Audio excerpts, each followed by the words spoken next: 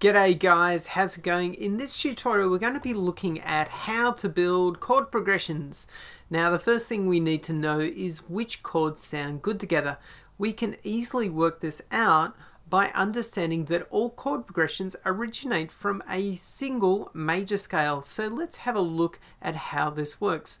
The first thing we need to do is take a simple major scale.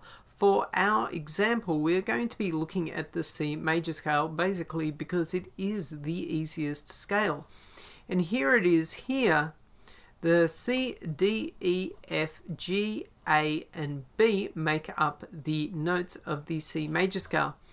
Now, chords are built on the first, third and fifth notes of the major scale, and if you're wondering what that is, well, C is the first note, E would be the third note, and G here is the fifth note.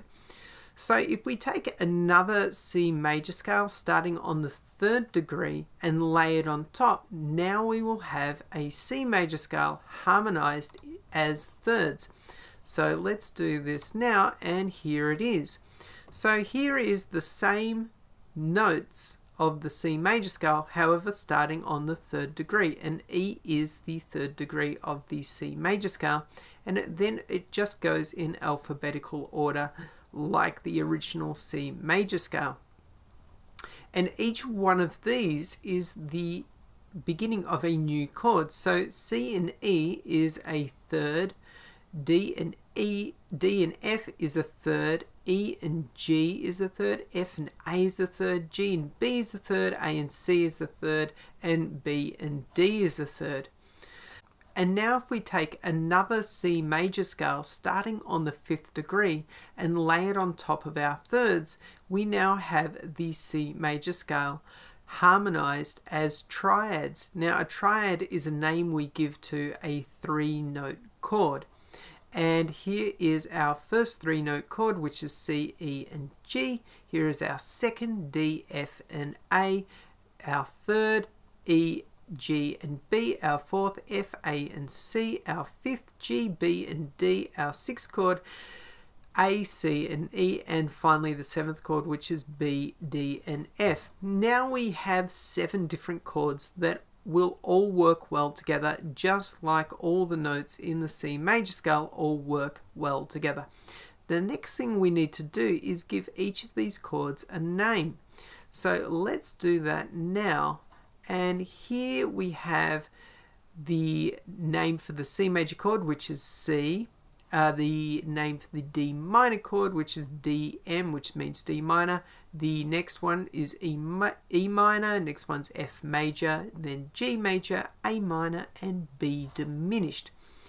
As we can see that the first, fourth, and fifth chords are all major chords, while the second, the third, and the sixth chord are all minor chords, while the seventh chord here is a diminished. This is the pattern for all major scales harmonized in this way. Basically that means that if you are playing in the D major scale, the first chord would be D major, the second would be a minor, the third would be a minor, the fourth would be a major, fifth would be a major, the sixth would be a minor, and the seventh would be a diminished. Now, as all major scales follow this rule, it's common that we use Roman numerals as a universal chord symbol for all major scales. So let's have a look at that now. And here are our Roman numerals. Now, you have uppercase for major chords, and we have lowercase for minor chords, and the diminished chord has the little symbol here of a circle to the upper right. Now I'm going to turn these chords into scale degrees so you can see the major and minor and diminished chords a little clearer. So let's do that now.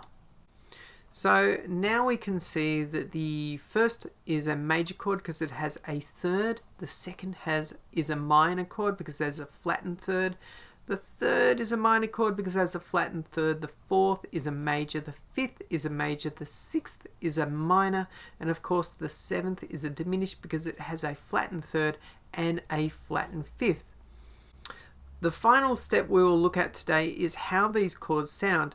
Now, all music is built up on the idea of consonance and dissonance. I like to call them simply relaxed notes, meaning notes that you could finish a song on, and tense notes, which are notes that make music exciting. Now, before I do this, I'm actually going to turn the chords back into the alphabetical system so we can see how the consonants and dissonance relate to the C major scale.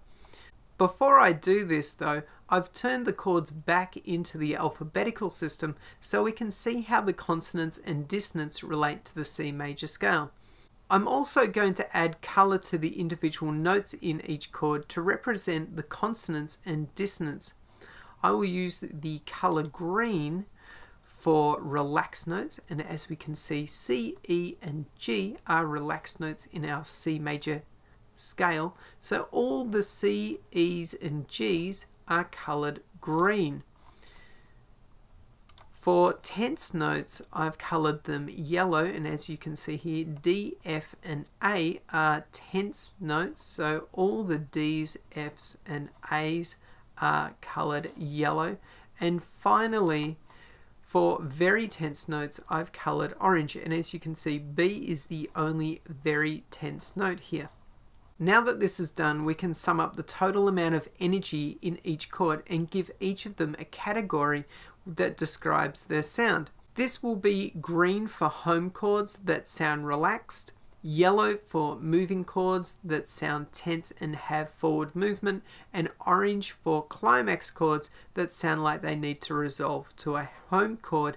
And as you can see here, 1 and 6 are both home chords, 2, 3 and 4 are all moving chords, and 5 and 7 are both climax chords. Okay, so let's have a quick listen to each of these chords in order. 1 is a home chord, 2 is a moving chord, 3 is a moving chord, 4 is a moving chord, 5 is a climax chord, 6 is a home chord, B is a climax chord, and back to 1, which is our home chord.